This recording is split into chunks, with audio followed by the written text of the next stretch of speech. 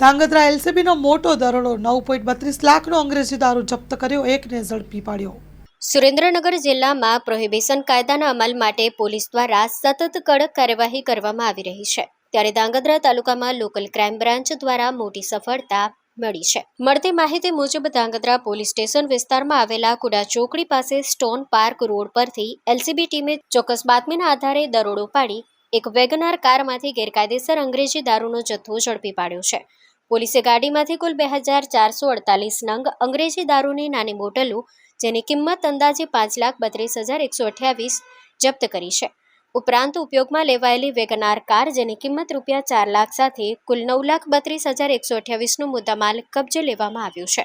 આ કાર્યવાહી દરમિયાન પોલીસે એક આરોપી રાહુલ ઉર્ફે ભૂરો રમેશભાઈ મહાલિયા, રહેવાસી હિંમતપુરા, તાલુકો પાટડીને ઝડપી પાડ્યો છે, જ્યારે અન્ય 2 અજાણ્યા શખ્સોની શોધખોળ ચાલુ છે।